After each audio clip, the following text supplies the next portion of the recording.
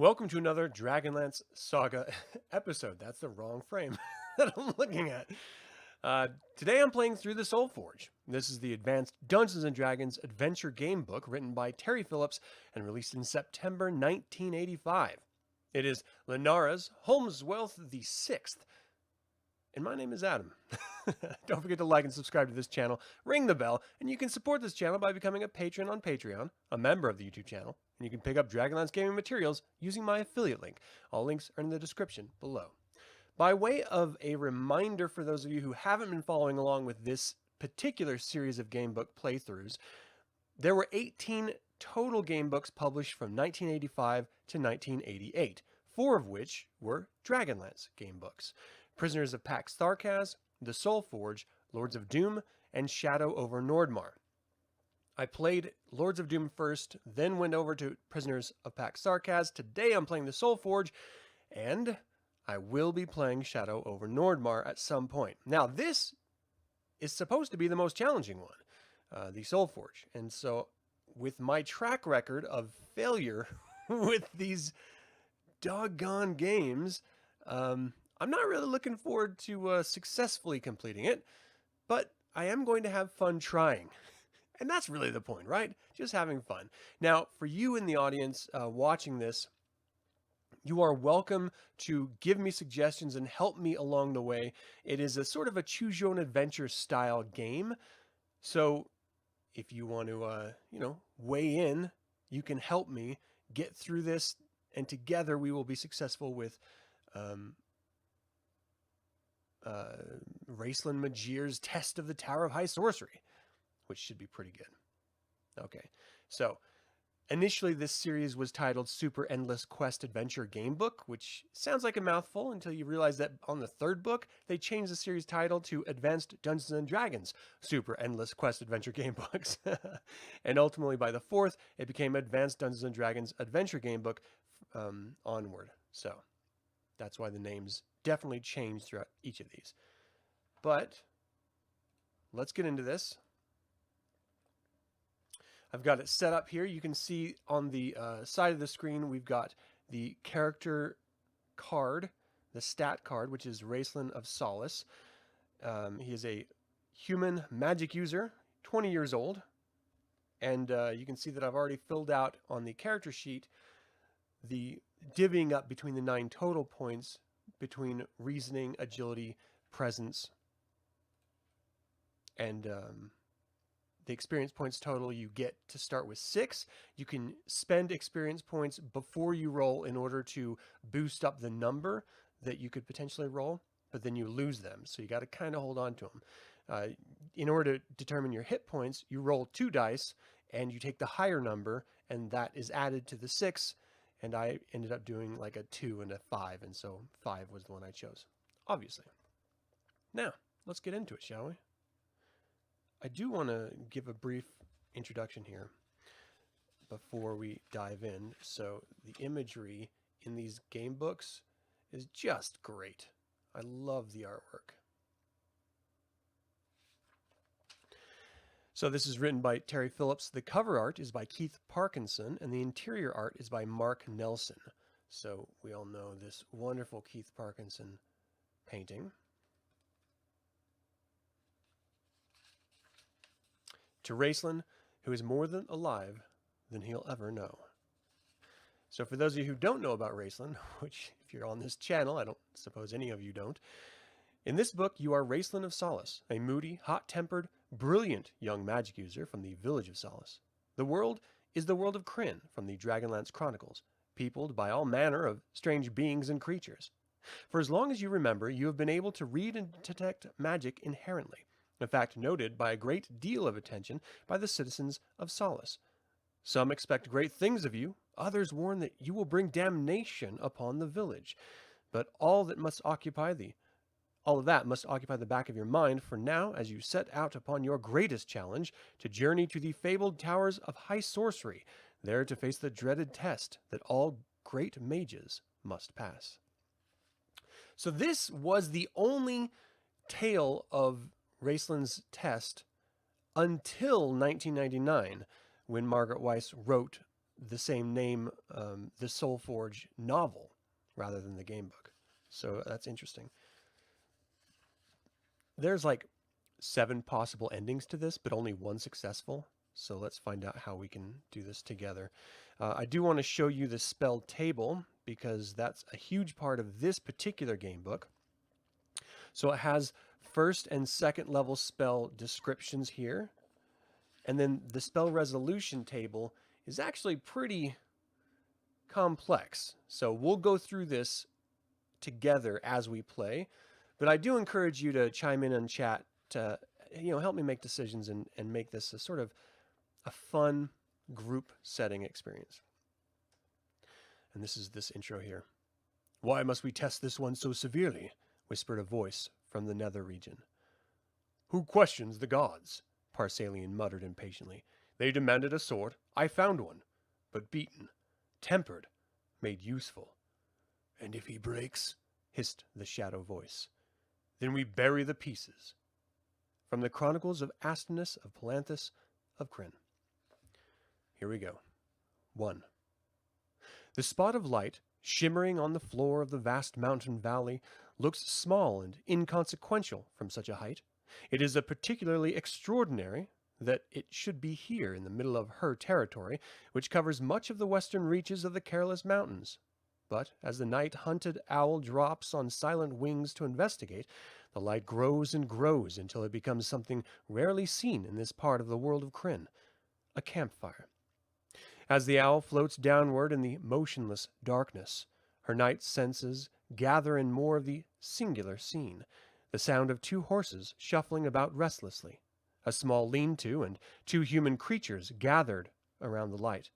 One of them is a large, burly thing, well-muscled and strong. She does not know that this is a warrior, and a very strong one at that. She has never really seen one before. This type of creature has never been here before, as far as she can remember. The other her senses recognize immediately. Smaller, thinner, not as strong. She has sensed many of this type in her valley at previous times, though the word magician means nothing to her. But from the smaller figure there emanates an indefinable power that unnerves her, a power stronger than any she has ever felt before. Her instincts read it as clearly as one reads a scroll in broad daylight. Disquieted, she digs her wings into the still night air and sweeps off across the valley to continue her night hunt in the wooded peaks beyond. Turn to 94.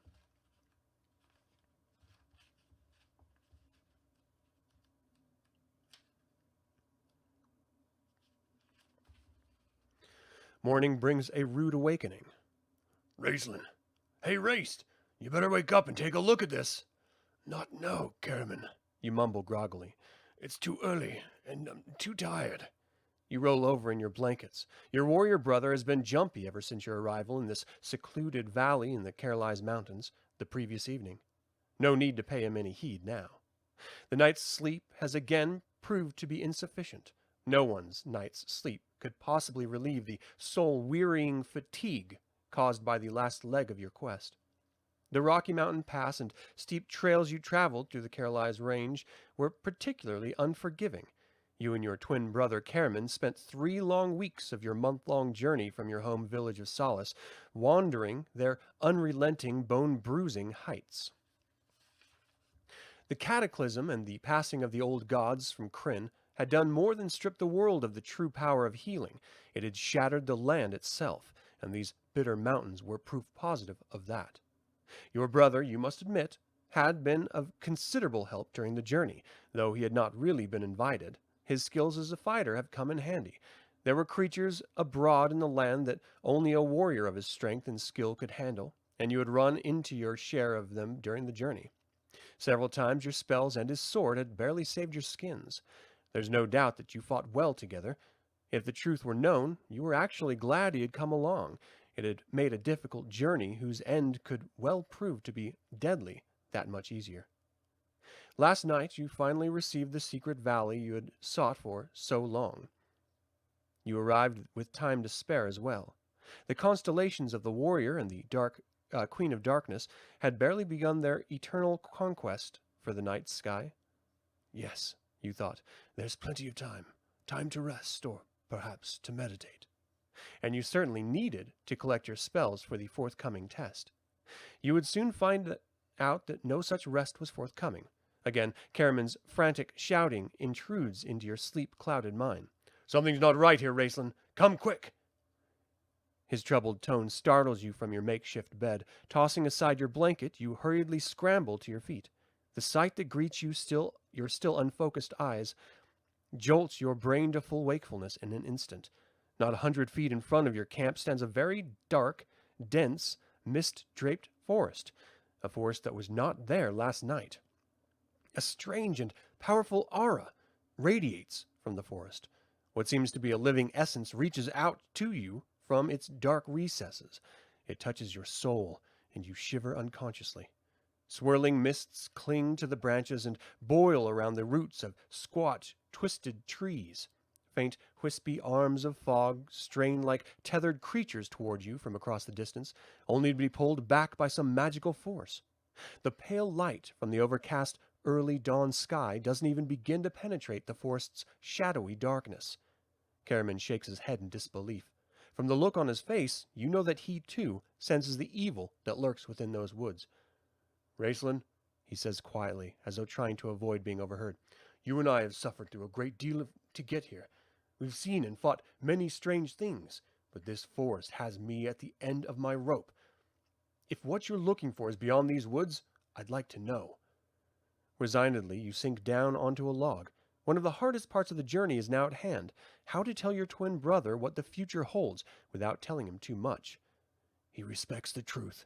You think quickly. He may help me willingly if I give him some idea of what this place is. But if he finds out that these woods could well lead to our deaths, he will never let me go in. And above all else, I must go in.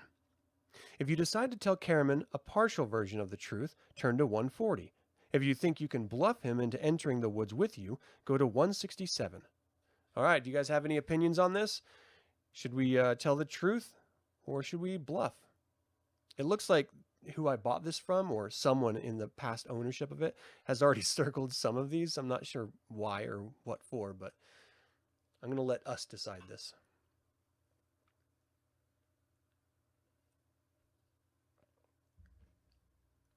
All right, well, since none of you guys are helping me, I guess I'll just do it myself.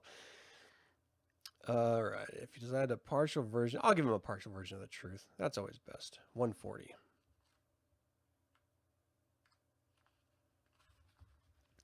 Very well, Carmen, you begin. Since you already know that I seek a supreme test of my skills, you might as well know the rest. At least some of the rest, you add silently. Your twin sits on a nearby log, eyeing you curiously as you continue.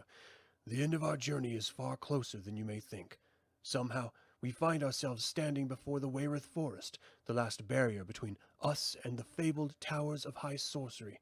It is the towers that are our destination.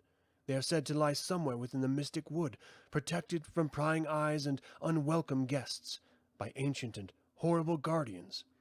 It is within these towers that I will face the test, an ordeal that certain members of my order must endure to prove themselves.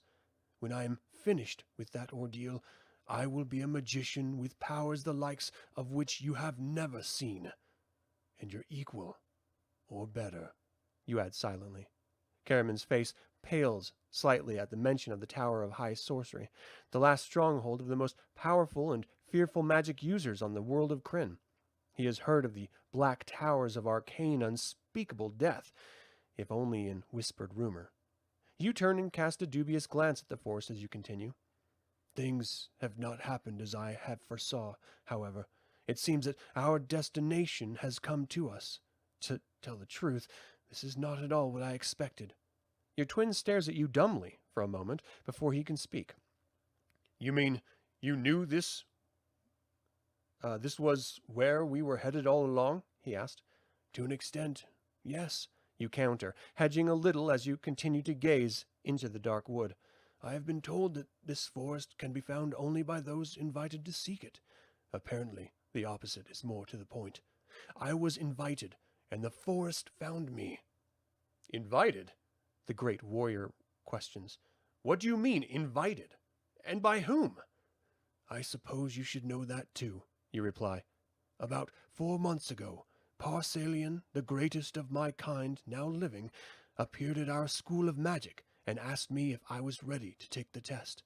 Despite the protests of my headmaster, I advised Parsalian that I was ready at any time. Prepare to leave in 3 months' time, then, the ancient mage told me. Be sure to arrive when the warrior and the Queen of Darkness first meet in night battle. Then we shall see what we shall see. And so we are here, you conclude. The wood lies before us, and the towers lie within the forest. You may come or stay behind as you wish, my brother, but I must continue. What is your choice? Caraman stares at the ground for some time after you finish. You're not at all sure how he has taken your tale or what his reaction will be, but when he raises his head, somehow you know what he will say. Turn to 151. All right. 151. How you doing, Mark? Thanks for joining live. Oh, that's a good book. Legend of Humor. All right, let me know your thoughts on this.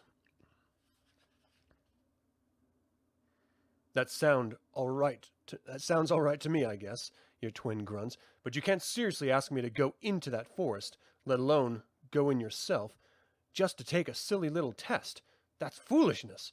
The place reeks of evil, rotten things. It can't be worth it. I mean, I'm not afraid of anything, but, well, curse it all, Raced. We could die in there. I could feel it. You stiffen your back ever so slightly at his last thought. He has hit closer to the mark than I want him to, you think, rapidly. Curse his fighter's instincts anyway. I've got to get him off that track, and fast. Roll 1 die and add the result to your presence ability score. If the total is 7 or more, turn to 74. If it is 6 or less, turn to 191. All right, presence is 2, and I need a 7, so I have to get a 5 or a 6. Come on, baby. Come on, baby. Yeah! Hell yeah. All right. 7 or more, turn to 74. Sweet.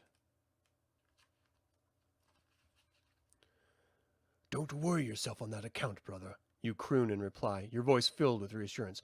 Even though the Wayreth Forest is brimming with guardians, their mission is to keep out uninvited intruders. We have been invited. Therefore, we are safe. Harm nothing, and nothing will harm you. Caraman gazes at you for a short while, then stands and walks slowly toward you. Turn to 182. Where is 182? All right, Raced, Caraman says slowly. You'll prevail in this matter. If you say you have to go in there, we'll go in, even though I don't like it. I guess someone's got to be there to pull your bacon out of the fire if you get in trouble. He laughs at his joke and then turns back to prepare your horses. You answer very softly, keeping a tight rein on your feelings. Thank you, Caraman. I'm always glad to have your aid. But deep inside, your thoughts roil in anger. Pull my bacon out of the fire, indeed. I can stand on my own, dear brother, and this test will prove it, once and for all. And even if the test should lay claim to my life, there would be nothing you could do to save me. Caraman returns with your horse, interrupting your thoughts. Let's get going, Raced. The sooner we get this over, the better. As you mount your horse, you glance at the warrior brother again. You realize suddenly that despite your resentment, you care for him a great deal. Then you slowly turn your back toward the Wayreth Forest. Death may await me in there, you think. Perhaps death awaits both of us. Do I want to be responsible for Caraman's death as well as my own? Incredibly, now that you are free to enter the wood, you aren't sure that that's the best course of action. Roll 1 die and add the result to your presence ability score. If the total is 5 or more, turn to 36. If it is 4 or less, go to 14. All right, my presence is 2, and I need a 5, so I need a 3 or more. Come on, baby. Come on, don't fail me now. Oh my gosh! No! If it's 4 or less, go to 14. Oh no, what does this mean? Don't end yet. Please don't end yet. Fear of death seems to take complete control of your mind. completely destroying your confidence. Finally, you rein in your horse. "No," you whisper. "We will not proceed. You are right, Caramon. The way to the towers cannot lie through this miserable forest. There must be another way. We will circle around this wood or choose other trails until we find the towers, but I feel certain we will only find our deaths here in this god-forsaken forest." Without warning, before your startled eyes, the forest begins to vanish. It seems to dissolve into the surrounding mist. Soon, all that remains is a grassy valley stretching out before you. The wind whispers softly through the grass as it passes. Suddenly, a voice speaks from the air around you. You recognize it as that of Master Parsalian. Turn to 210. Don't end it here, man. Come on. The disemboweled voice of Parsalian seems to speak directly to your mind, laden with sorrow. "Fear, Raistlin? You let fear overwhelm you. Sad to say, it seems we have made a mistake. We thought you were ready to face the trials of the test. We see now that we were wrong. You have much yet to learn. Go, then. Return to your home. Perhaps at some future time you will be offered the opportunity to become what we thought we saw in you. Do not seek us. If the time is right, we will seek you out once more. For the present, farewell." With that, the voice ceases, and you hear only the soft whisper of the wind. You look out over the valley floor, stunned. Can it be all over, you think? All over simply because I was afraid? It cannot be. Yet all is gone. The towers, the forest, the test. I have failed before I even started. Your heart sinks to new depths of despair. Not only have you lost the opportunity to become a great magician, but you must also return to your school and face the scorn of your associates yourself. You don't even look up at Caramon as you turn your horse to return to your village. Your thoughts are only on your dark, dismal future. You will have to return to the school, there to wait, to learn, and to hope for another chance to face the test. Well, shit. One bad roll and we ended. Ain't that a kick in the head? All right, let's start again. Let's see if the rolls can help us. I'm not going to reread all the sections I already did. I'm just going to sort of use them as a guide. So the owl finds us, finds our camp, 94.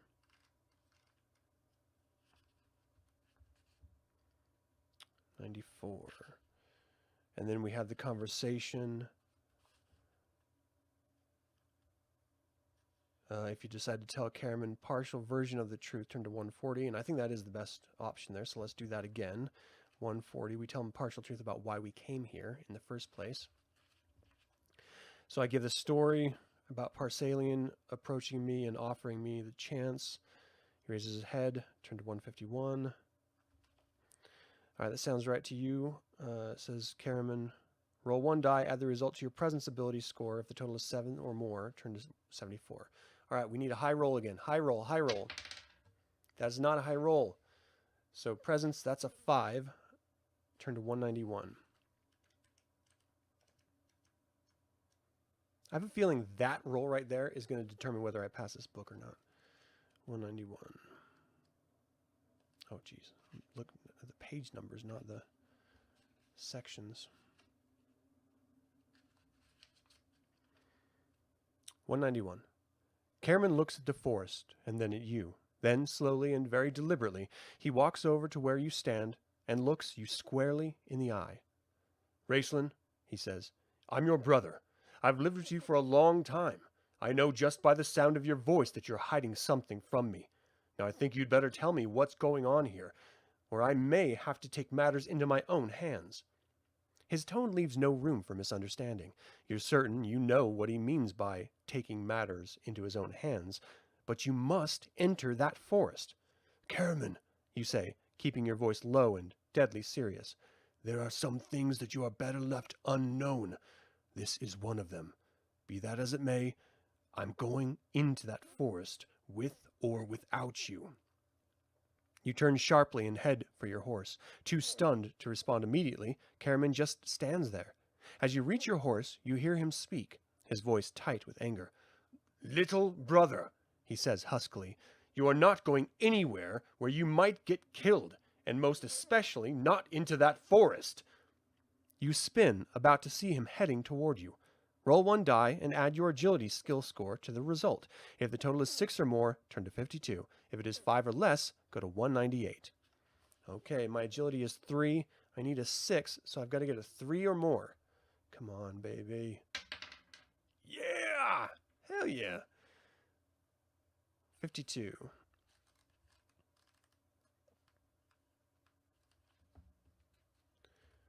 Krynn must be shown that I am committed to this course of action, you think desperately. A spell ought to do the trick.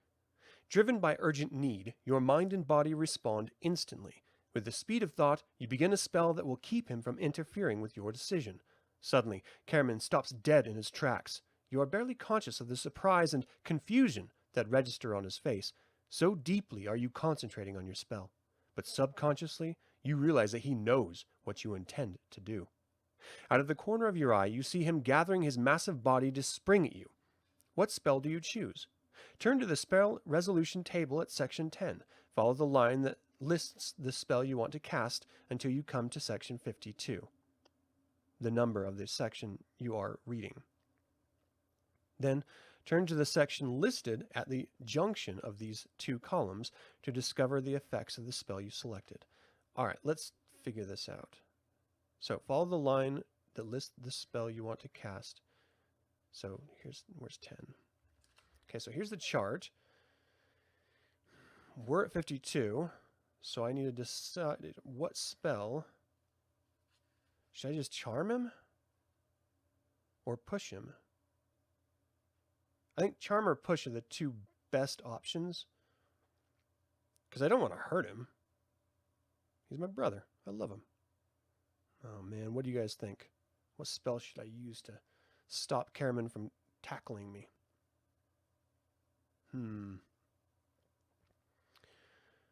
don't want to charm him because I don't want to... I'm just going to do push. That shouldn't hurt him. I'll do push. Okay, so 52 is 121.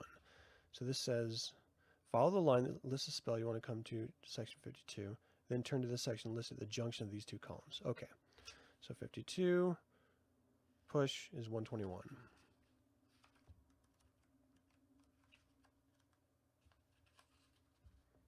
Even as the arcane words of the spell pass from your lips, you realize your mistake. You need a material component for the spell. What? Krynn launches his muscular body across a space separating the two of you. You rummage frantically through your robe. If you can only find the right component in time. Turn to 177. I've never seen these two fight. This is going to be interesting. Oof! The words of your spell, still incomplete, 250 pounds of flying warriors slam into your side and knock you to the ground. As you try to recover your breath, Krynn plants himself squarely on top of your chest, one hand clamped over your mouth and his knees pinning your arms to the ground. He has an enraged look in his eyes as he glares down at you, but when he speaks, his voice is heavy with hurt. "A spell?" he exclaims. "You tried to use a spell on me? Have you forgotten who has fought at your side for all these months? Well, let me tell you something, little brother. I've spent all this time looking out for you just to have you march merrily into the jaws of death. We're headed home right now, and that's final." With the strength made even greater by anger and hurt, he springs to his feet and tosses you effortlessly over his shoulder. "Krynn, you oaf!"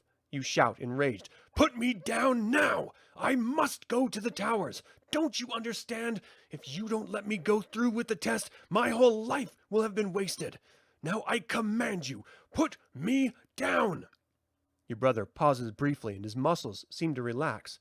He seems to be pondering your words. You start to squirm out of his grasp. Turn to 30.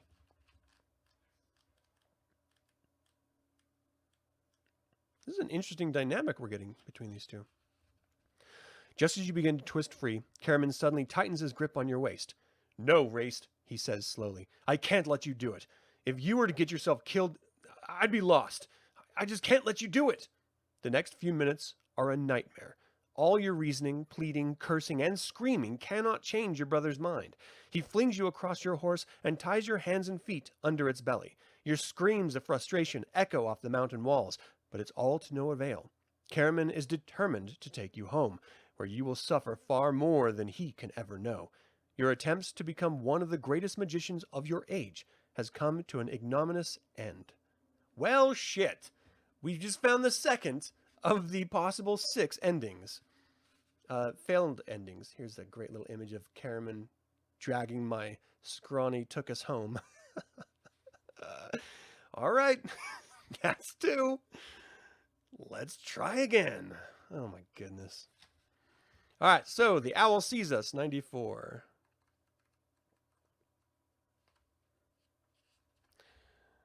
We talk about the forest. I'm going to give him a partial truth at 140. Oh, yeah.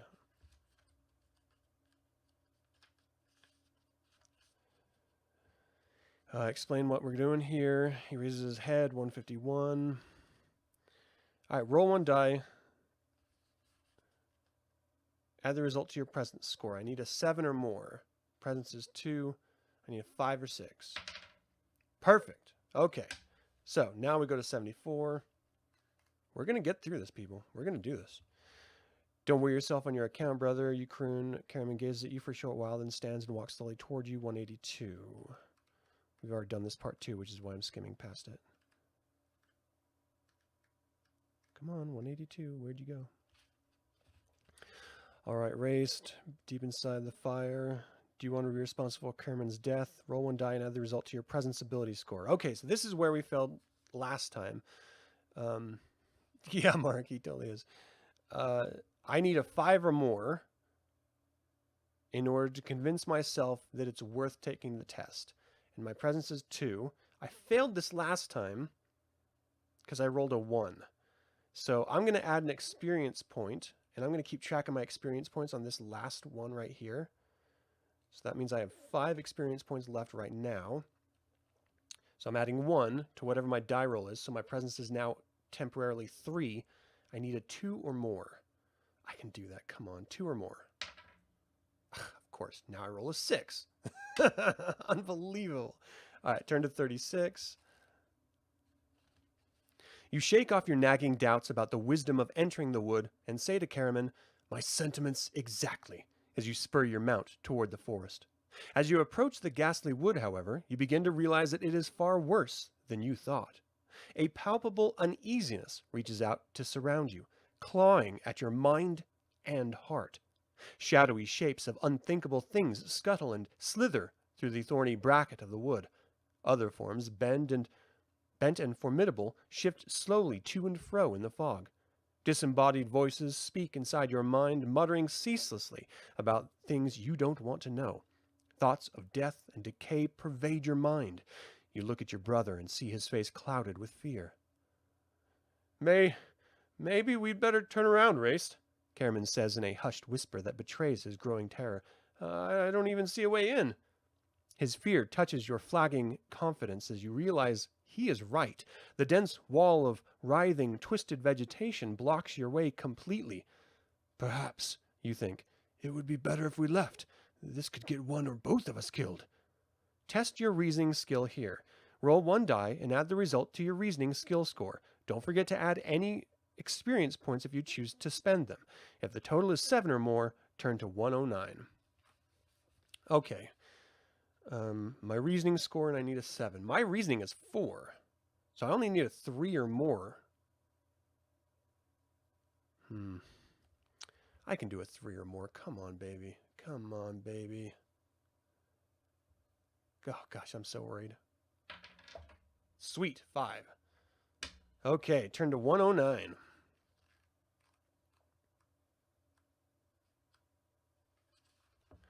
Despite the almost overwhelming fear gnawing at you, your brain is still able to function with cold, hard reason. Of course, you idiot, you think. These feelings of fear and these otherworldly voices are nothing more than part of the protective spell that blocks passage through the wood from all but the most determined. Mere voices can do us no harm, and with that understanding comes calmness. Do not be afraid, Karaman, you say aloud, overcoming your own clouded thinking. These feelings of fear are all part of the magical barrier. Pay them no heed, and they will vanish like dew. As for the way into the forest, it will be provided. Look, Raced, your brother says, not sounding very reassured by your advice. Let's just go home. Whatever's in there doesn't want us in there with it, and His words trail off as his jaw drops. In wide-eyed disbelief, he stammers, Raistlin, look at the forest. It's moving. You spin around. Facing the forest, you half expect to see some monstrous beast springing at you from the mists. What greets your eyes instead is enough to drive a sane person mad. The forest itself is opening up in front of your horse. Turn to 216.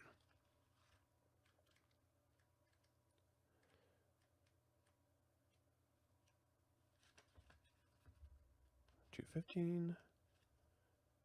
Did I miss it? 216. As the fog parts, the very trees begin to move aside, revealing a narrow path through the underbrush. Someone or something has cleared a way for you to enter, but more astounding still is the creature that now crashes its way through the misty undergrowth to stand at the edge of the forest. Even in your wildest dreams, you could never have imagined such a thing. It appears to be a horrible cross between a gigantic, hairless dog and an ogre, easily as tall as your horses. In its thick, flat head burn two glowing red eyes about a tremendous maw full of fangs. Its great, slavering mouth gnashes at the air as if impatient to chew on anything it contacts. A short, muscular neck connects head to massive body. Great shoulders end in powerfully built front legs that are slightly longer than its thickly muscled hind legs. Each of its legs ends in a wide, four-toed paw, with talons that look as if they could tear through stone. Its hide is the dull gray of stone itself. Growling and slavering, its body seeming to expand with each breath, the ogre dog moves from the edge of the wood and slowly advances a step or two. It looks first at you, then at Karaman, and as though trying to decide which one of you to tear apart first. Suddenly, it stops, its glowing orbs focused straight at you. Throwing back its great head in a blood-curdling howl, it prepares to attack. Roll one die and add the result to your agility score. If the total is 7 or more, turn to 100. My agility is 3. I need to roll a 4 or more. And I'm thinking I should probably use an experience point to do this. Just because my agility is not that great. Alright, I'm going to do it. So now it's 4. I need to get a 3 or more. I need a 3 or more. Come on, 3 or more. Sweet. Could have saved myself an experience point, actually. Alright, turn to 100. As a giant ogre dog prepares to attack, you feel the excitement that combat always brings shoot through you. Trained reflexes respond to the threat as they have to so many others. Fighting is familiar to you and your brother, and you react like the finely honed fighting team you are. Before the beast can make its initial charge, you leapt from your horses. You land facing away from the ogre dog so that you can use your steeds as living walls to hide behind for a few precious seconds. The monster hesitates, momentarily confused. Its prey has apparently disappeared, but that momentary pause is all the time you need. Suddenly, Karaman charges from behind his mount, bellowing a fierce war cry. The huge creature spins and begins to stalk toward him, howling as a reply to his challenge. The ogre dog fails to realize its peril.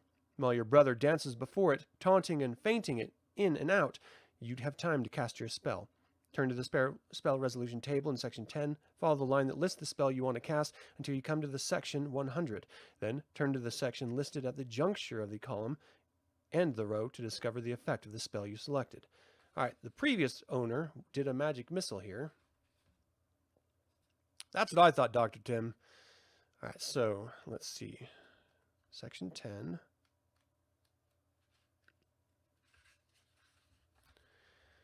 And they did magic missile.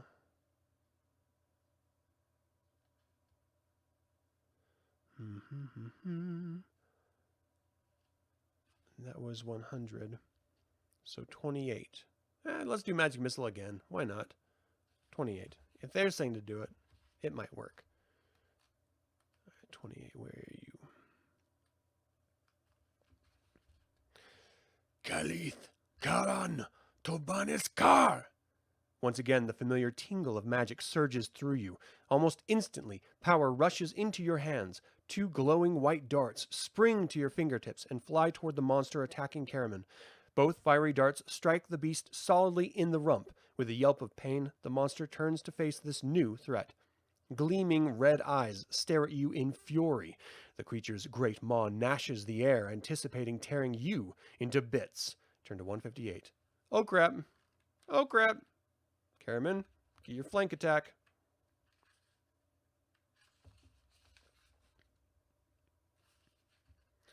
This is the opening that Karaman has been waiting for. Without hesitation, he leaps at the monster. He lands squarely on the beast's shoulders and locks his powerful legs around its neck. Before the creature knows what is happening, Karaman slams his sword point down into its brain. Once more, Karaman howls his war rage. With animal ferocity, he shoves the blade with all his weight until the blade with the beast's skewered head is buried deep in the ground. You move to your twin brother's side, and the two of you exchange knowing glances. Once again, you have triumphed as a team, but you start over the monster's inert body, a cold, icy voice enters your thoughts. It seems to originate from the forest. "Well done, my fine young men," the voice begins. "We hope you will forgive the inconvenience, but on occasion one of our watches becomes overzealous in the pursuit of its duty. You have seen the result. The outcome is not always so favorable for travelers such as yourselves." The speaker pauses momentarily. A soft, icy chuckle sends shivers up and down your spine. Then the voice continues. "But now, seeker of the test, we invite you to enter the humble abode. We await within the forest, to flail the meat from your miserable bones and pluck your eyes from their sockets. We long to taste your blood as we have tasted that of so many others. Come, come." The voice fills your mind with cold dread. Never have you heard a sound so full of sinister foreboding. Yet, a path through the forest has been opened for you. Is it nothing more than a trap set to destroy you? Karaman glances at you nervously and awaits your decision. He has said that he will go with you, but it is clear that he wants to go home. If you decide to brave the forest path, turn to 188. If, however, you feel certain that the path is a trap and want to seek a way around the forest, turn to 114. We've already seen what not going into the fear of the forest gives us. So, I'm going in. 188. "We will enter," you shout toward the forest. "Are you crazy?" Karaman snaps. "We're dead men if we go in there." "Take heart, brother.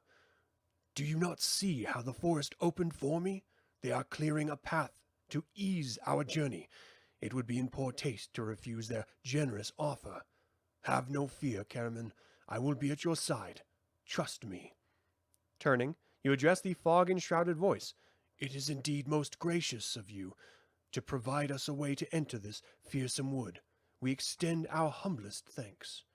The voice breaks into a soft, hissing chuckle as you urge your mount forward toward the path. Karaman holds back for a moment. "Blast you anyway, Raceland," he cries. "You never did show any good sense or caution."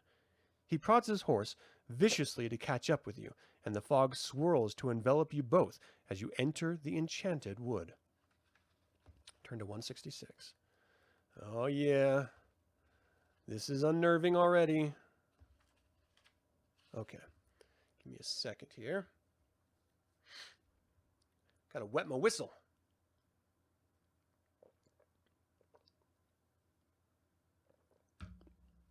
We're not even at the test yet. Man. As you travel through the eerie, still forest, your twin's deep voice breaks the deathly silence. "Is there no end to this miserable fog?" Karaman grumbles. "And what sort of trail is this anyway? It's barely wide enough for the horses, let alone for any fighting. I swear those little thorny trees have eyes, probably hiding more foul beasts, or some sorcerer waiting to roast us to death." True to his nature, Caraman has kept constant vigil since you entered the Wayreth Forest, searching the mists and shadows for any sign of danger. Oh, let's show you that real quick. Nice little illustration. Gotta love it. You chuckle suddenly. Be at peace, Caraman, and take your hand off your sword hilt. Remember, if we harm nothing, we will get through this wood unscathed. Your words don't help his mood to improve. We shouldn't have entered in the first place, he grumbles. I've been in lots of dangerous places before, but nothing equal to this. Your eyes scan the forest that seem to entomb you. The guardians of the forest won't bother us, you repeat, keeping an eye on the deformed shapes keeping pace with you as you move through the forest. Suddenly, as though the very air around you has responded to Caraman's sense of foreboding, a chill surrounds you. It feels as if you've just ridden through a wall of ice. You draw your robes more tightly around you and nudge your horse closer to your brother's. The passing waves of cold have sparked some dim, disturbing memory. As you start to mention it to your brother, he speaks again, interrupting you. I still don't think we should be here. After all, it was mages who invited us, Caraman grunts. I'll never trust him. His comment forces all other thoughts from your mind. You glance at him and ask softly, Does that include me, dear brother? He says nothing, but merely hunches back into his saddle and resumes his wary vigil. He's intent on protecting me, you think bitterly. As he has throughout my entire life. Would that he could just realize that I am perfectly able to... Your mind is yanked back to reality by a terrifying neighing of a horse. You look to see Caraman's mount roaring up in its hind legs. You stare in surprise as it paws the air in front of you, as if it's trying to strike an unseen enemy. Your brother struggles gamely to maintain control. Before you can go to his aid, your own horse shies violently away from the path. Roll one die and add the result to your agility skill score. If the total is 8 or more, turn it to 11. If it's less than 8, go to 61. Thank you, Mark. I appreciate that.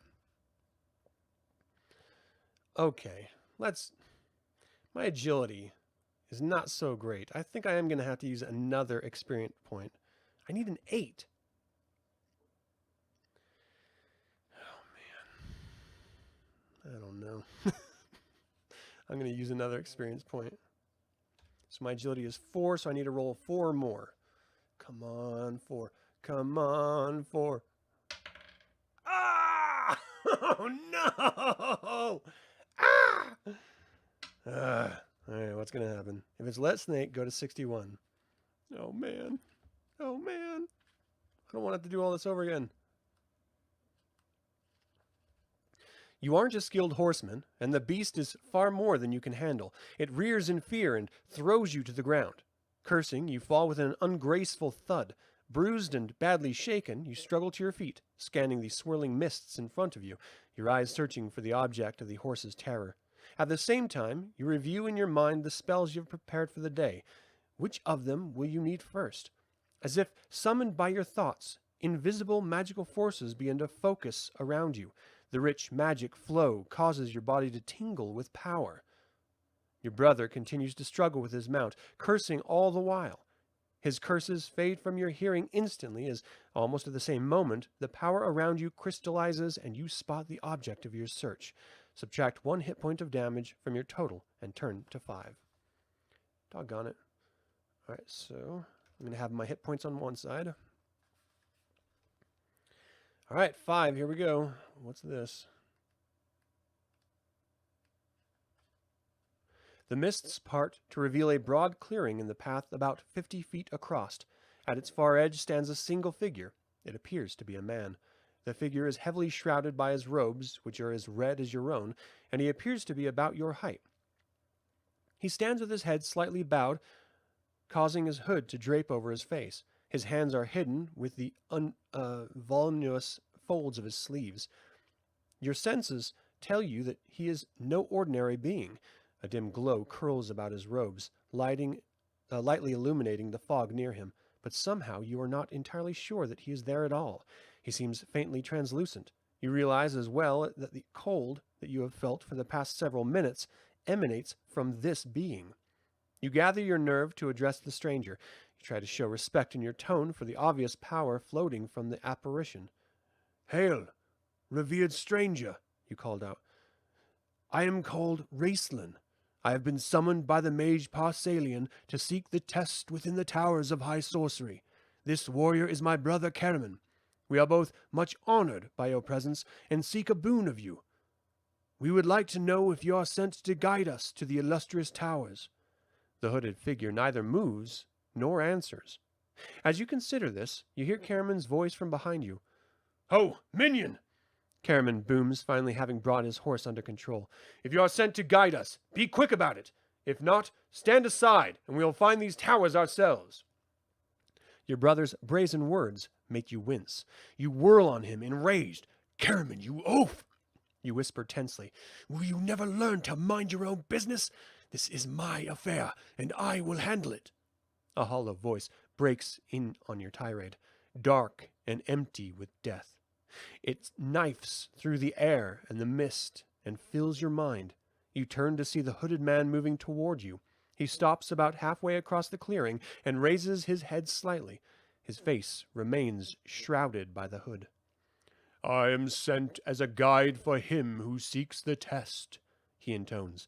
But all I find is a loud-mouthed fool, accompanied by a child in robes. Surely you do not presume to match your puny skills against the test, he says, turning straight toward you. This is a jest, is it not? You are too stunned to reply. Then a slight movement catches the corner of your eye. You cast a quick glance at Karaman. He's drawing his sword! Roll 1 die and add the result to your presence ability score. If the total is 6 or more, turn to 9. If it is less than 6, turn to 124. Oh, come on, Karaman, what are you doing? So I need a 4 or more in order to convince him. And I don't dare use any more experience points yet. I need a 4 or more. Come on. If I just would have used an experience point. 124. I think I'm going to have to start this whole doggone thing over with. 124. Karaman, keep your blade sheathed and stand aside, you command icily. I will see to this. He whirls on you. Terror and rage fill his eyes. No, Raceland, he says thickly. You be still. I've had enough of this place and your bossing. I'll deal with this lowlife in a manner most befitting to his station, and you will not hinder me. The tension he has been under since early this morning has taken control of him. Nothing you can do or say can hold him now, and you know it. He pulls out his sword and whirls to face the hooded figure. Turn to 113. Doggone it, dude. Come on, man. Karaman sees only danger before him and continues to advance threateningly. Stay, minion, he bellows loudly. You face your death if you molest us further. The figure halts momentarily, looking toward you as if expecting something. When you do nothing, it merely shrugs and advances again. Karaman charges forward, bringing the sword down in a slashing arc. At the last moment, he feints to his right, and his downswing becomes a vicious, backhanded slash across his opponent's neck. But the blow never lands. You gape in amazement as the blade touches the hooded figure. He instantly blinks, a yard or so behind where he was standing, and Karaman's sword whistles harmlessly through thin air. The powerful stroke spins the young warrior completely around, and he tumbles to the ground in a heap. Quickly, he recovers and springs to his feet. He begins to circle to one side. Curiously, the specter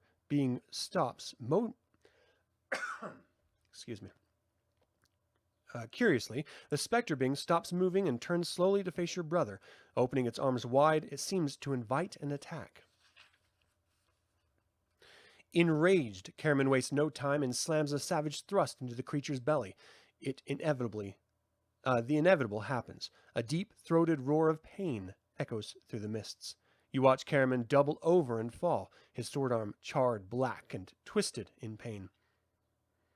Is clutching desperately to his stomach, and he writhes in agony on the ground. Smoke rises from the wounded arm as though it were burning.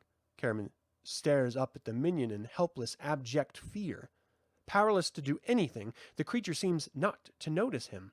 It slowly pulls the smoke blade from its midsection and tosses it aside disdainfully. then stands over Karaman with hands upraised. If you want to go to your brother's aid, turn to 41. If you decide to wait for the spectral minion to come to you, go to 175. If you elect to cast a magic spell at the specter, turn to 119. Oh, we've got to do a magic spell. There's no other choice. Oh, yeah. Magic spell it is. Okay. 119. We got to stop him from killing. 119. Where is 119? What am I on? Something inside you snaps. You step forward in an unmistakable challenge. Foul villain! You thunder. How dare you hinder the passage of your betters? Stand aside or taste the wrath of him whose pardon you will beg when he has finished with you. Your opponent stops, gauging your challenge. Young pup, he intones, you have a great deal to learn. I look forward to giving you your first lesson. We shall see who grovels at whose feet when all is said and done. Proceed, insignificant trickster. His words sting you once more. Your rage flares to a peak as you decide your course of action. To choose the spell you wish to use against your antagonist, turn to section 10 and locate the section to turn to as you have done previous by cross-indexing the name of the spell you wish to cast with the number of this section. If you have no spells left, go to 195. All right, so I do go to 10. What was this? This was 119. Okay, so let's see. 119. We gotta do something to stop this dude. Magic missile we used. Invisibility is useless. We could do burning hands. Web. I don't know what web would do. I wish I didn't use magic missile. Sleep I don't think is going to do anything to this thing. Oh man. Audible glamour. Oh boy. We don't have many offensive spells, to be honest. That's the problem.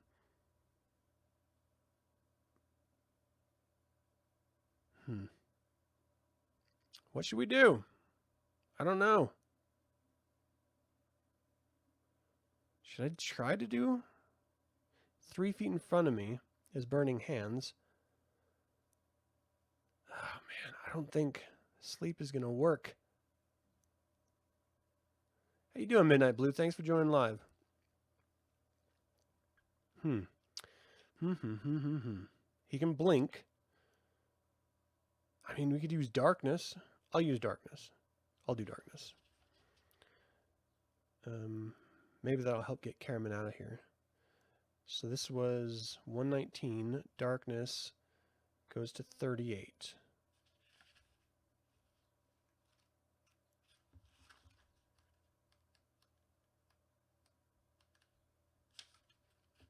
Without hesitation, you intone the words of your chosen spell, gleefully awaiting the downfall of your overconfident opponent. Your glee disappears at once, however, as you realize the total futility of your action. Even as the spell passes harmlessly through the air, you know that you cannot defeat him. He has no body to attack. You are momentarily panic-stricken. How can you fight something that isn't even there? Before you can attempt to form the answer, the shrouded specter raises both hands in front of him. Walking slowly in a small circle, he begins to clap. His clapping echoes eerily in the fog and grows louder and louder, as though joined by a distant crowd. You hear the sound of booing and catcalls coming from the mist surrounding you. You begin to feel like some cheap illusionist putting on a sideshow. The specter begins to broaden his clapping motions, exaggerating them extremely.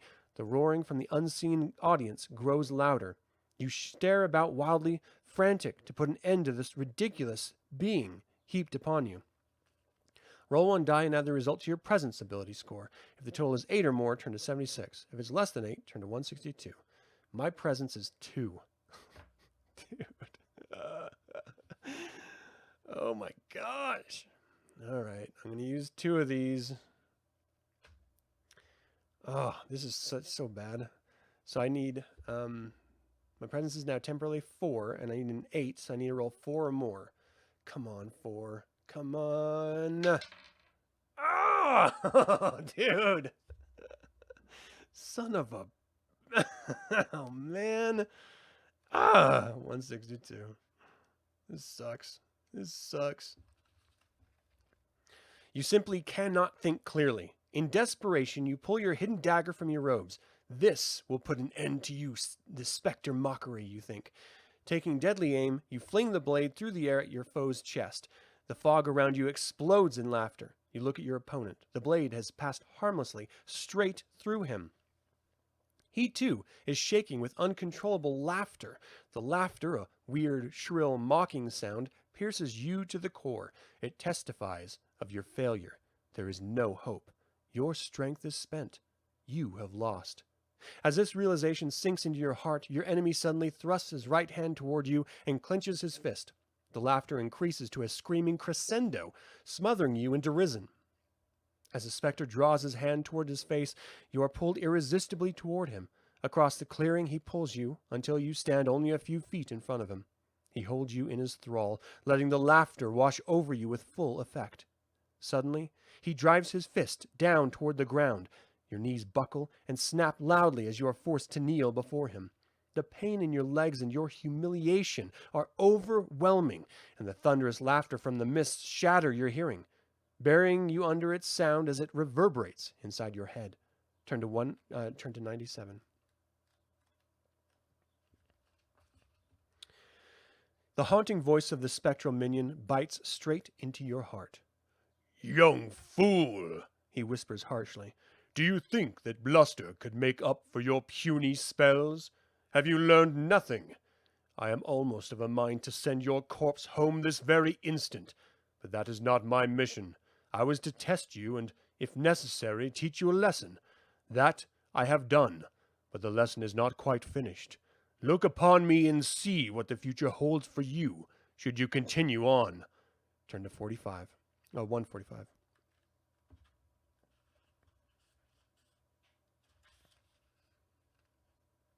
Let's see what he looks like there.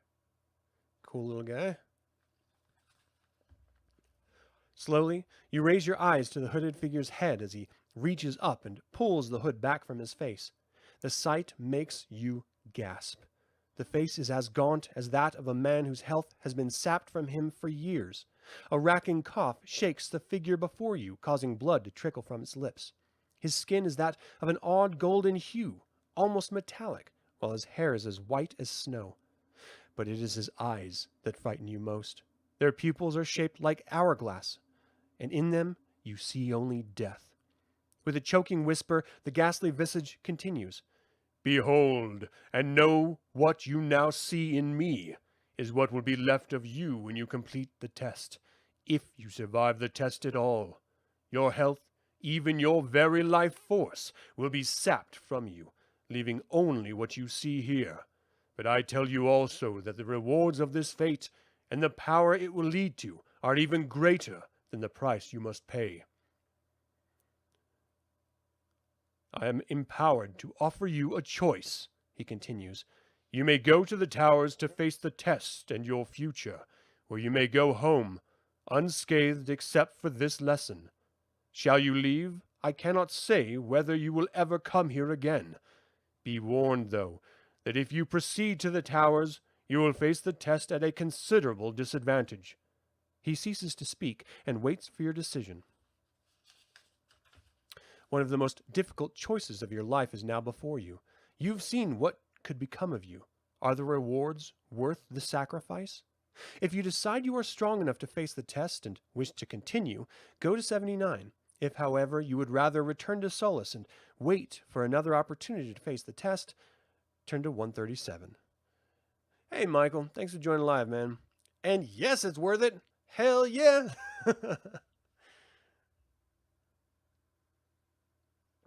You gotta take a drink. My throat's getting all scratchy. All right, so I'm at a disadvantage, but you know what? We all know how this could end.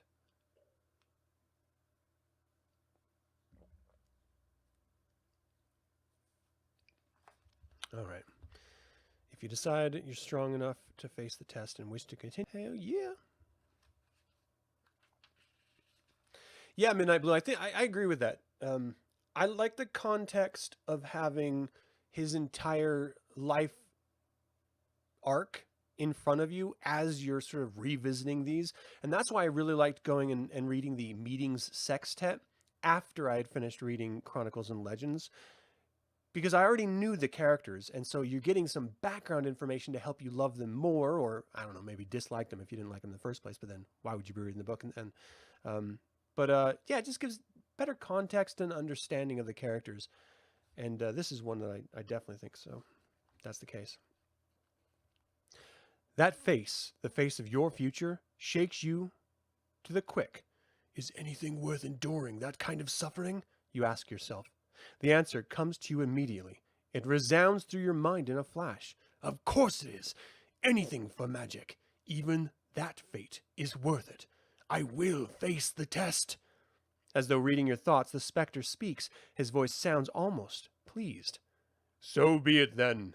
Your path is decided. I admire your courage, young mage. You may indeed be the one we have waited for, the one we hoped you would be. Your courage and determination will stand you in good stead during your trial. Use it. Cling to it, and you will survive. His voice drops to an urgent tone. I must warn you once more that the vision you have seen of your future will hamper you in the test. Only your inner strength can help you overcome that obstacle. Go now. The towers lie just ahead. Parsalian awaits within to meet with you. He turns and vanishes into the mists. His cryptic words about being the one waited for perplexes you.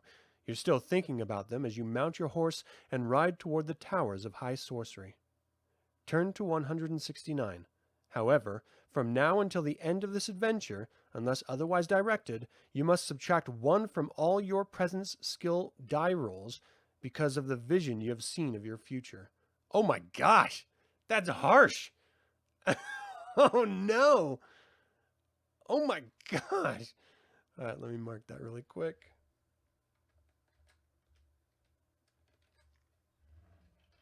Just as a note. Oh, that's brutal. All right, 169.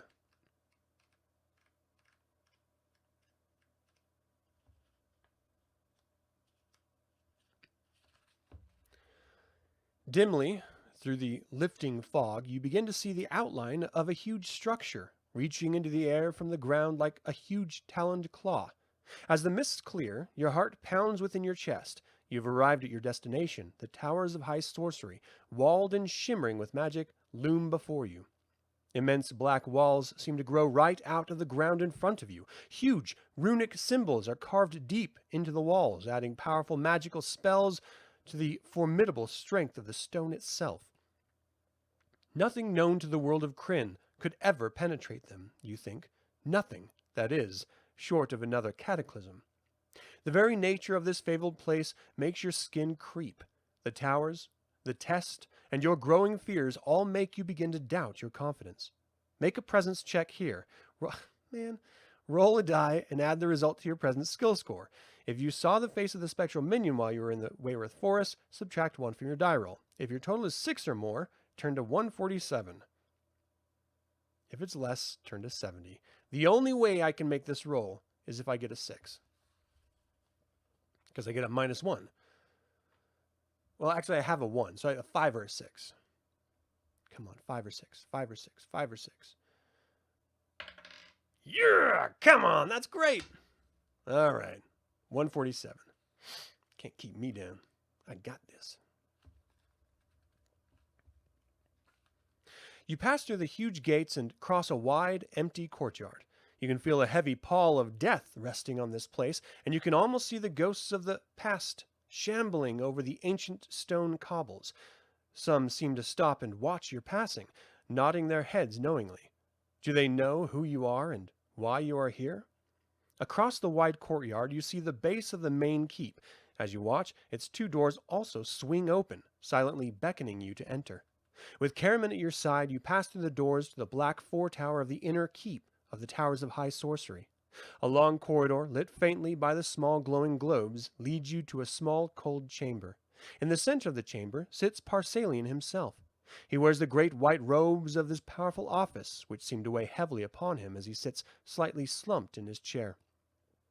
You wonder how old he really is, when the gods will replace him, and what forces the replacement will serve, evil or neutrality, or good.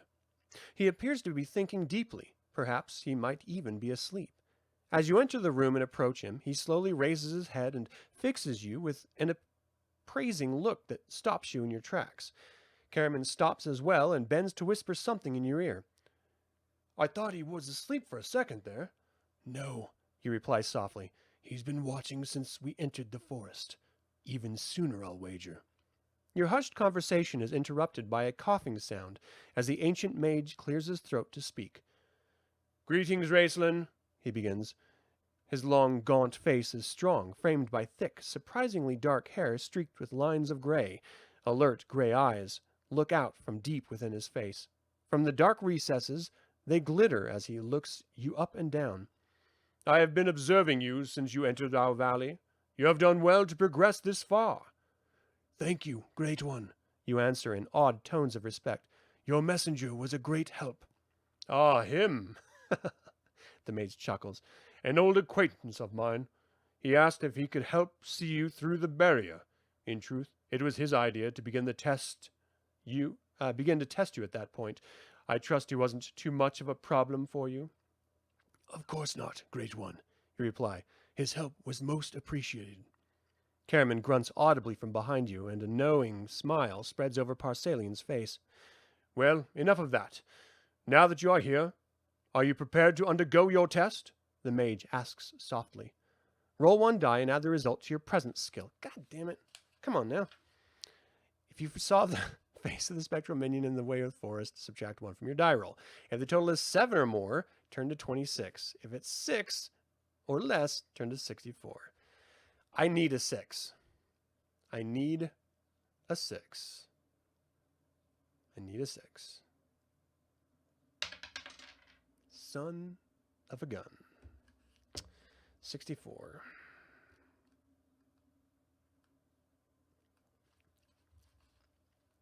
You stand with your head bowed, staring at your feet. The encounter in the forest, the overpowering presence of the towers, and more questions than you can answer well up inside you. You begin to think of how your life will be forever changed by the test.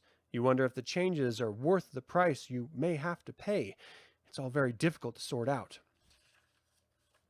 "Great One, I truly don't know," you stammer. "Perhaps I was a bit hasty in my decision to come here. I may not be as prepared as I led you to believe."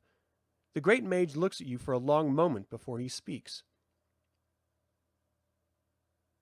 "It is a tremendous burden that you are about to assume, Raistlin," he says, "but your admitted lack of confidence is not a good sign. Many before you have expressed the same anxieties at the onset of their trials. Many of them proceeded anyway. Their fates I will not relate to you. You are a powerful young magician, and we can only hope that your inner strength will help you overcome your weakness of resolve. But in all honesty, to proceed, especially under such circumstances, could mean your death. The choice is up to you. If you decide to continue to face the test now, turn to 26. If you decide to leave, in hope of getting another chance someday, go to 130. Oh no, we're doing this. Danheim Scapanier. I'm not familiar with that, Michael. Thanks for sharing that. All right, let's do this. 26. Even if I die, it's worth it. All for the magic. The journey to Solace... Wait, no. "I'm prepared, and we'll continue with the test, Master Parsalian." Your reply is full of confidence. "You have selected and prepared the spells you intend to use during the test?" Parsalian asks. "I have chosen them," you reply. It is time for you to choose the spells for your first segment of the test. You may choose 2 first-level spells and 1 second-level spell as listed in Section 10. After you have chosen your spells, write them on the back of your character stat card and turn to 159. Ooh, I didn't know I had to do that. Okay, so 2 first-level spells and 1 second-level spell. 2 first-level, 1 second-level. Oh, boy.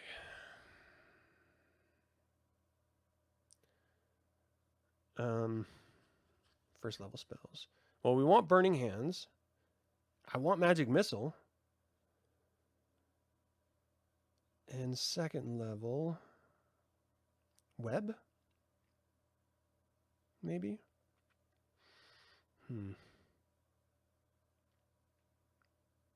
Invisibility? Okay, I'm going to do Burning Hands, Magic Missile, and Invisibility. I didn't know I was going to have to mark those down, so I didn't put any check marks next to the spell list at the bottom, but next time I'll do that. After you've chosen your spells, write them on the back of your character stat card and turn to 159. 159.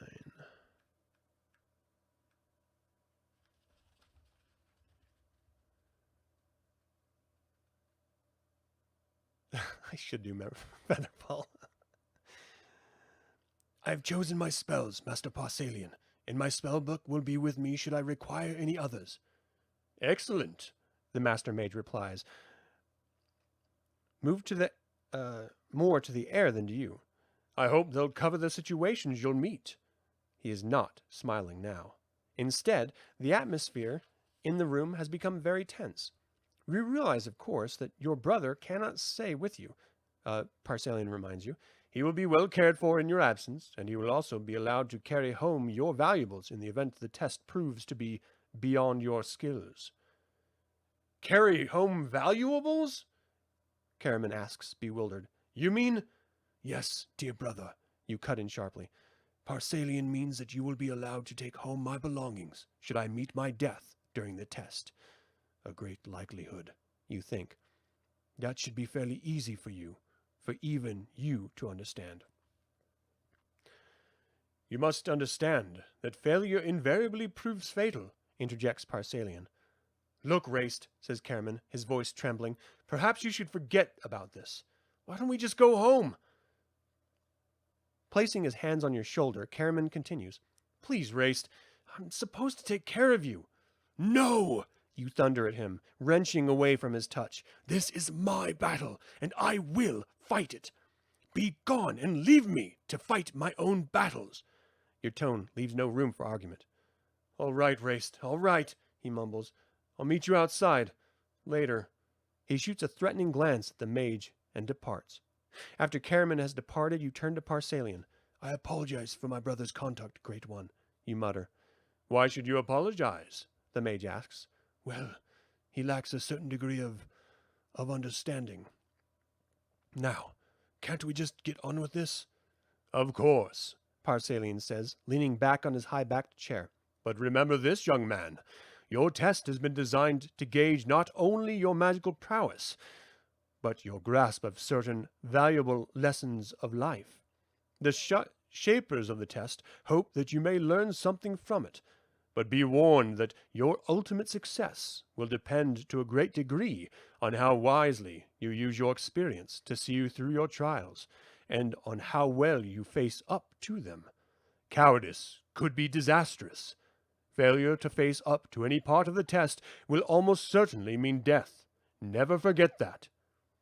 I must also warn you that there is a presence, a certain being not of this plane or time, who is very concerned about you and your chances of success.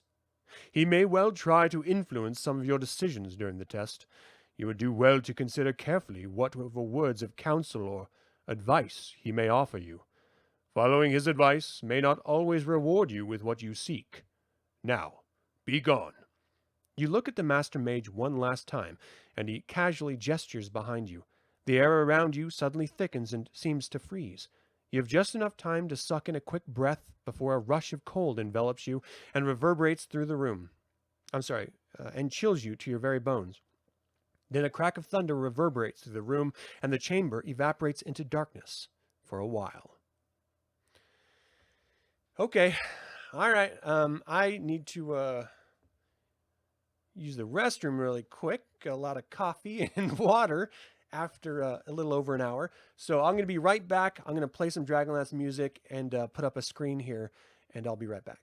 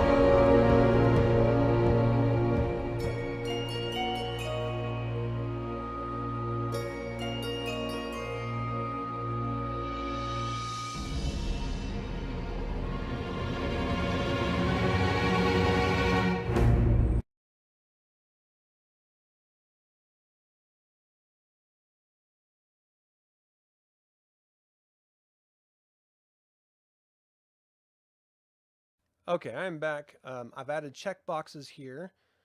So, what I'm going to do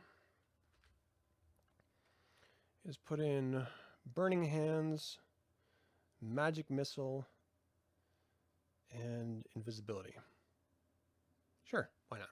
Those are the ones.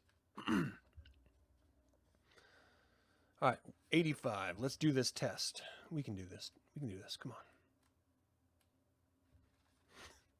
I personally have my doubts after such a horrible beginning. Parsalian's chamber disappears before your eyes, and you find yourself in darkness blacker and thicker than any you have ever experienced. Somehow it seems to have weight and substance, as though you could reach out and touch it. It squeezes in on you, holding you like a giant hand. You feel an uncomfortable chill in the air, and you begin to wonder if the test will end right here, with you frozen in a human icicle. In answer to your thoughts, a small voice enters your brain. It speaks softly from the blackness that enfolds and fills your minds with a harsh, gasping whisper.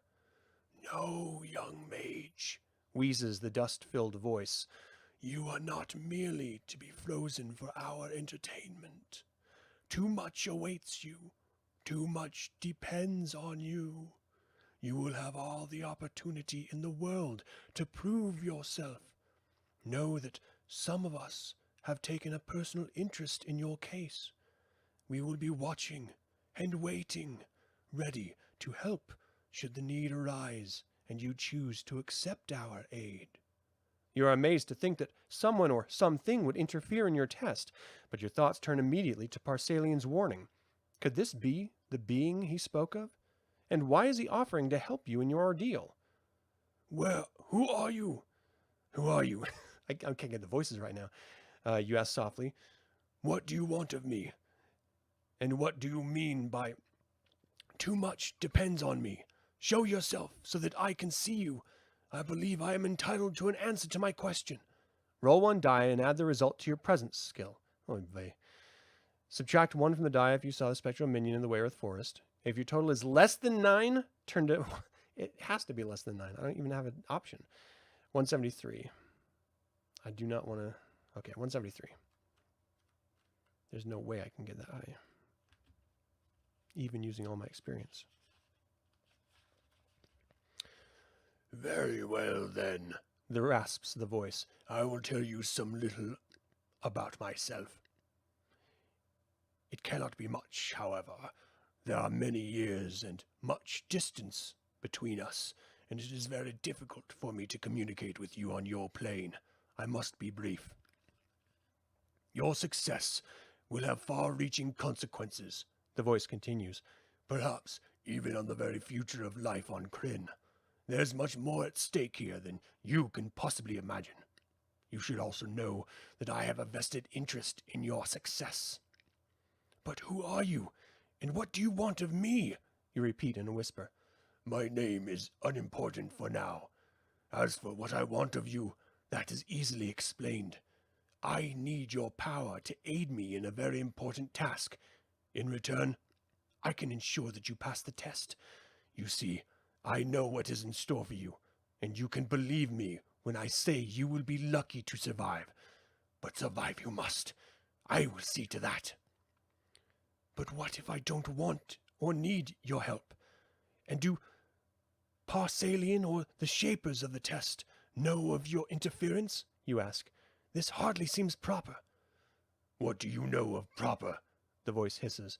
"And do not be too sure of your abilities. It would be foolhardy indeed to refuse help that could mean the difference between life and death. Besides, I myself am one of the shapers of your test. As I said, I have a great personal interest in your success. Look for my aid in time of great need, though I will arrive when I deem it necessary. But enough of this. There are more important matters at hand, namely your survival. Behold!" Turn to 215.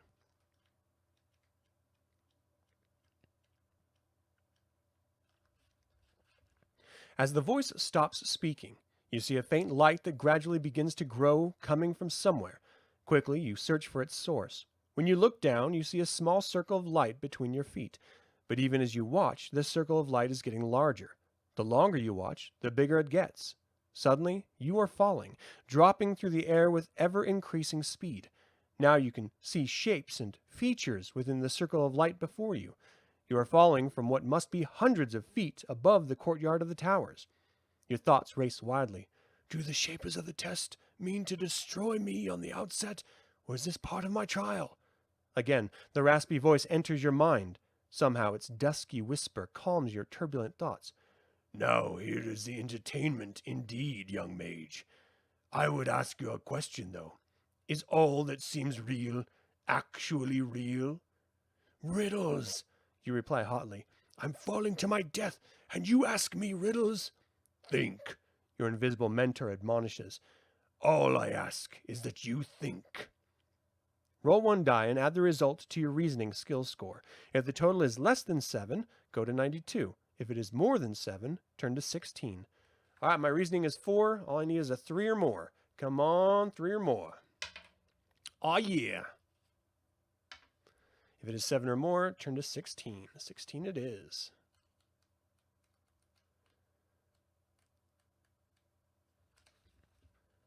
Something in the riddle clicks in your mind. Is this real, you ask yourself, or merely an illusion? Once again, your years of training at the magical school prove their worth. An illusion it is, but a deadly one that could kill you. You realize that Parsalian and his long-dead colleagues are deadly earnest. When the ground rushes up at you, you close your eyes and concentrate. You clear your mind of everything but the thought of being on solid ground. Turn to 141.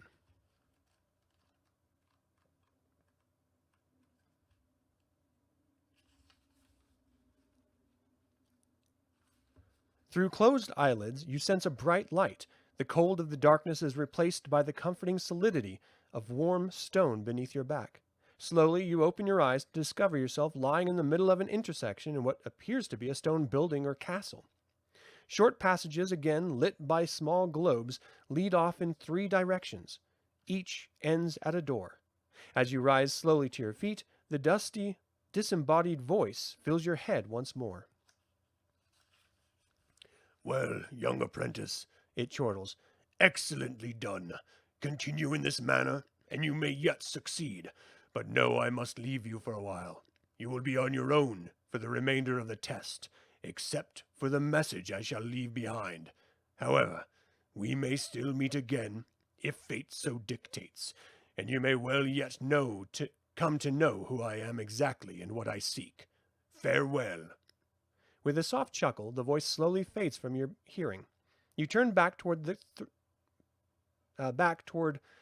3 corridors, only to see a large stone slab lying on the floor of the corridor. It has some writing on it. The message the voice said it would leave behind, you think excitedly, and begin to read eagerly. Young mage, you should advised be. You'll face your test through these doors 3. The past through 1, times you were shriven, cleansed you may be, pure white, forgiven. The present, too, has a door hidden here, blood-red death ever present, you must fear. Most terrible is door 3, the future place, beyond which you'll encounter a terrible face. A 4th trial, then, will be your lot. Without my help, you'll survive it not. But help I can, from unknown quarter. Be wise, trust me, we need no martyr. Great magic of old can be my gift, an ancient staff which you can lift. And what will you give to me in return? A simple boon you will not spurn. Turn to 125. Pondering the meaning of the strange message, you gaze thoughtfully at the doors before you. Each is marked with a symbol. When you examine them more closely, you find that the symbol on each door is a simple triangle. The door directly in front of you bears a red triangle. The door to your left carries a black triangle, and the door to your right bears a white triangle. What can all this mean, you think? What do the past, present, and future have to do with my test? And how am I to know which of these doors leads to which point in time? Could there be some clue on the message my mysterious benefactor left behind? On the other hand, Perhaps it doesn't really matter at all where I start. All these thoughts fill your head as you try to decide what to do. If you think you should try to figure out which door leads to past, present, and future, then face the tests in that order, turn to 154. But if you simply want to begin by passing through one of the 3 doors regardless of any order, turn to 92. What do you guys think? Should we do this in order? I'm inclined to do past, present, and then future, because that's how the poem was framed. And if we can get the Staff of Magus by doing that, then I definitely want to do that. Yeah, I think you're right, Midnight Blue. All right, let's do that. 154.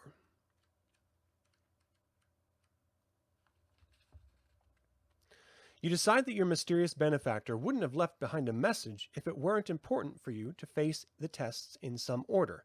It seems then that you must somehow try to connect the red, white, and black doors with the past, present, and future. But which color represents which time period? Roll 1 die and add the result to your reasoning skill score. If the total sum is less than 7, turn to 192. If it is 7 or more, turn to 208. All right, my reasoning is 4. I need a 3 or more. Come on, baby. Yeah, that's all I need. I'll take it. 208.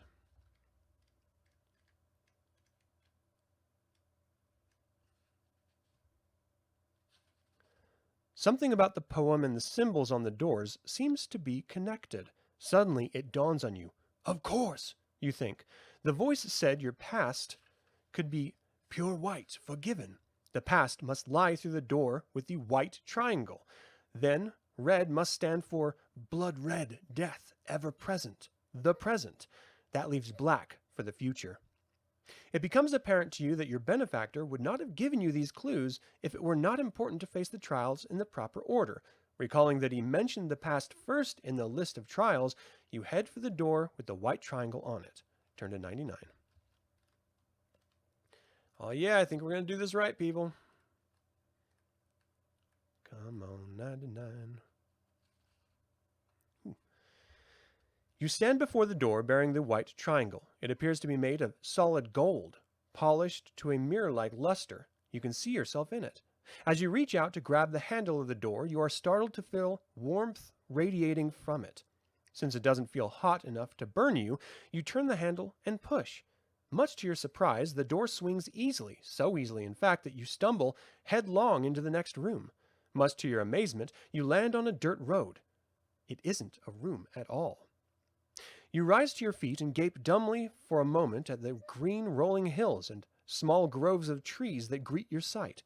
The sun is shining and the birds are singing. It seems to be a pleasant summer day, much like many others you've experienced in the country near your home in Solace. You turn around to see that the towers are still behind you, but the golden door is closed tight. When you test it, it won't open. It appears that you're here to stay, at least for a while. You turn again to survey the land spreading out before you, puzzled by what you see. Where have they sent me? You say aloud. This certainly isn't the wayward forest that surrounds the towers. Where am I?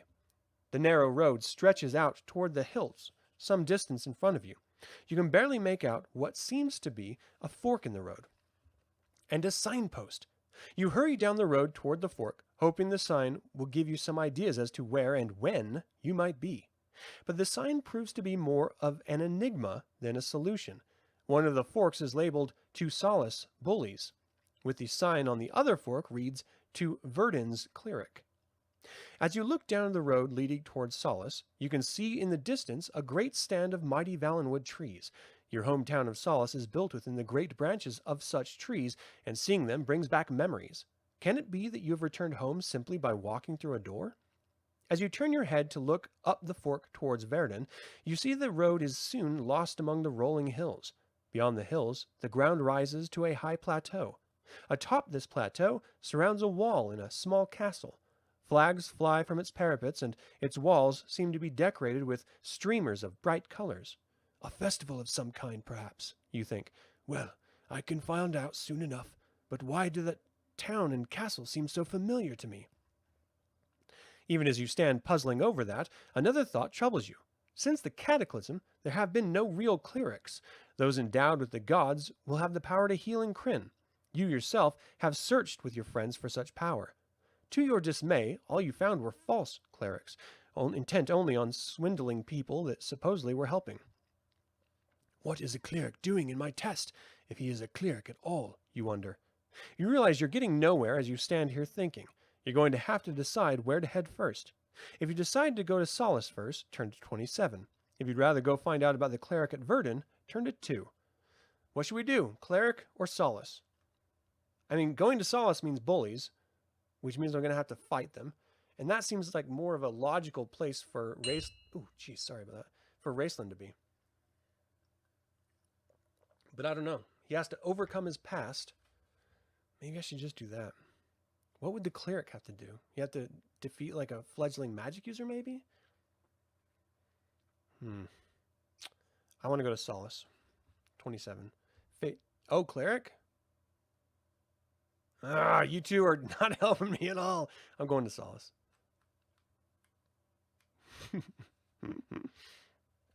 The journey to Solace doesn't take long. In a short time, you arrive at the edge of town. Your eyes take in the peaceful village where you grew up. Tall Valenwood trees stand all around you, nestling homes and shops protectively in their great branches. Swiftly, you pick out the Inn of the Last Home, a favorite stopping place. Your thoughts leap to your old friends Tanis, Flint, Fireforge, Tasselhoff, Burfoot, and the other traveling companions. You think of the many pleasant hours you shared with them at the inn. Your mind turns to your half-sister Kitiara, who is responsible for starting your magical training. Will I ever see her, or any of them again? You wonder. You notice differences, too. Everything seems much younger and newer, less worn than you remember it. The tower hasn't looked this good since you were young. The town. Of course, you whisper. This is the solace of my past. Mistakes may be forgiven, the voice told me. I wonder which ones, and who are these bullies the sign referred to? Suddenly you realize that something else is not right. You sense a foreboding grows, although there is no apparent reason for it. There are no signs of destruction or obvious changes, yet you feel tension in the air, as though something were about to happen. You have the distinct feeling of being watched, but you see nothing. No birds, no dogs, no people, nothing. The town is as empty and quiet as a tomb. 114.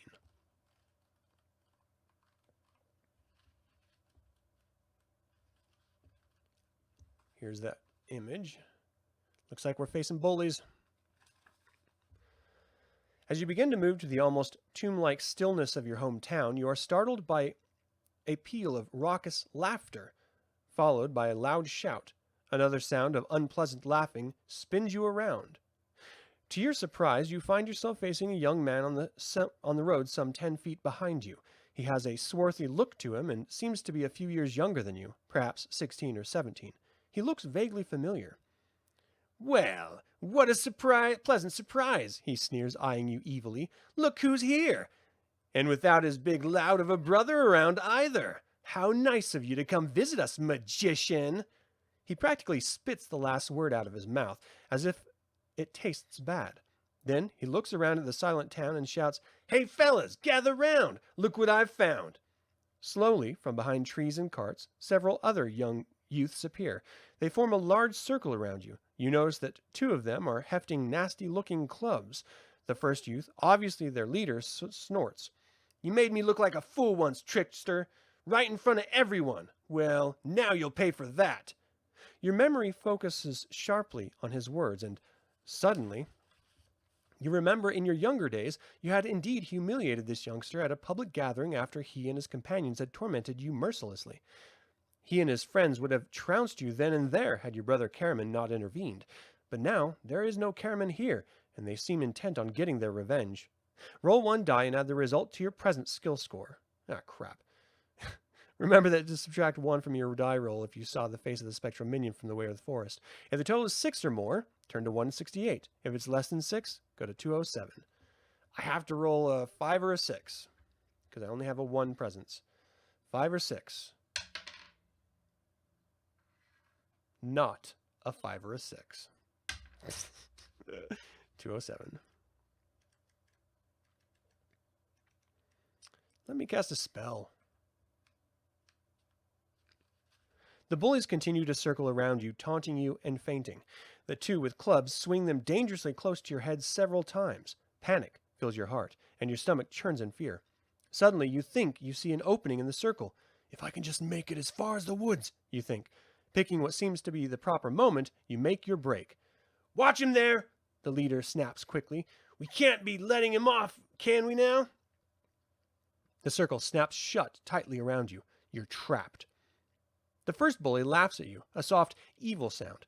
Then he looks around slowly at his circle of croonies and says, Well, let's teach this magician a lesson, eh?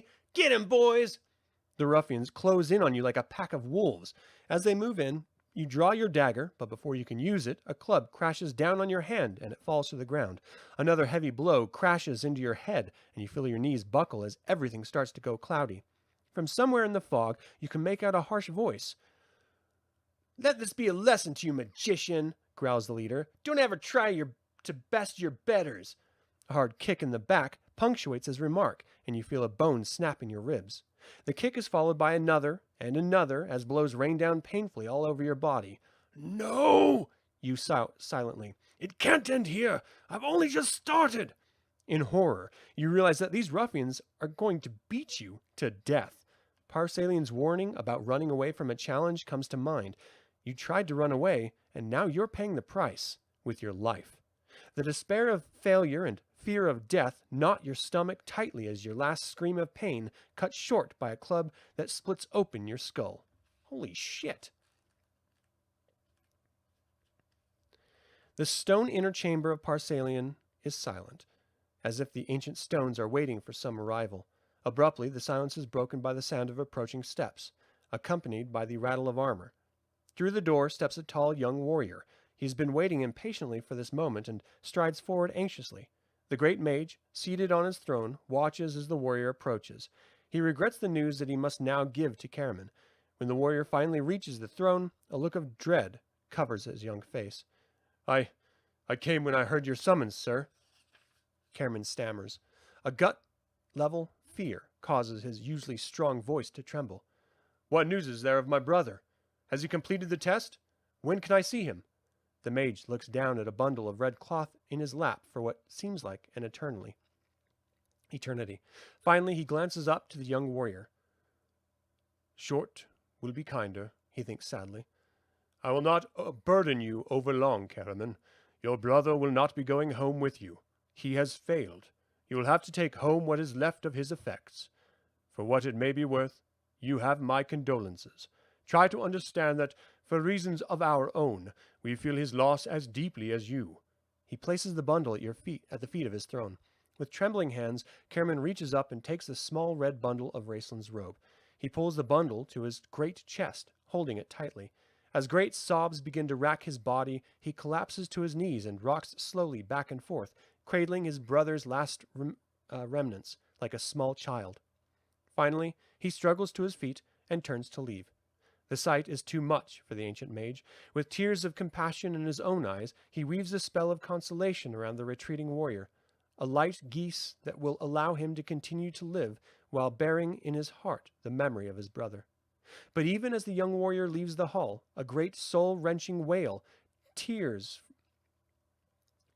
free from his shattered soul, echoing endlessly through the towers of high sorcery.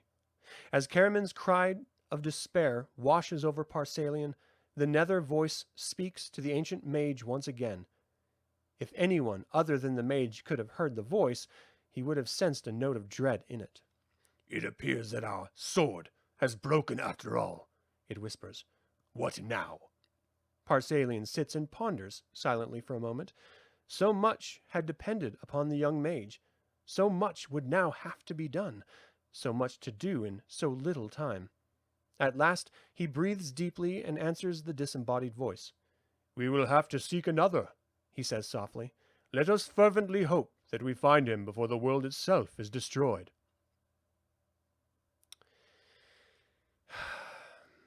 Well, shit. My first playthrough ended in failure. But what are you going to do? That's how the cookie crumbles. Sometimes you win, sometimes you lose. You still got to love the game. I'm going to come back and try to do this again. I got much further than I thought I did. or I thought I would, even though we restarted the thing twice. So, yeah, what are you going to do? Thank you guys so much for tuning in. I really appreciate your time and attention. I will be coming back to play this again, but there's another one, the last book in this series that I want to get to first before I do it again. Now that I know presence is so important, oh yeah, Midnight Blue, I will be upping that probably to 3. I'll do I'll do 4, 3, and 3. 4, 5, 6, 7, 8, 9, 10. I can't do that. I'll do 3, 3, and 3. I think that would be the best average for everything. But what are you going to do? It is what it is. That sucks so bad. And that is it for this episode of Gaming Dragonlance, the Soulforge. What did you guys think of the game book?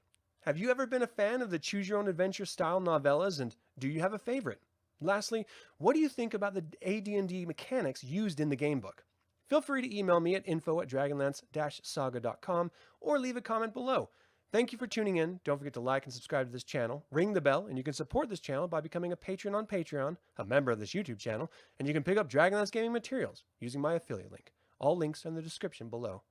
This channel is all about celebrating the wonderful world of the Dragonlance Saga, and I hope you'll join me in the celebration. Thank you for watching. This has been Adam with Dragonlance Saga, and until next time, Slán Javar.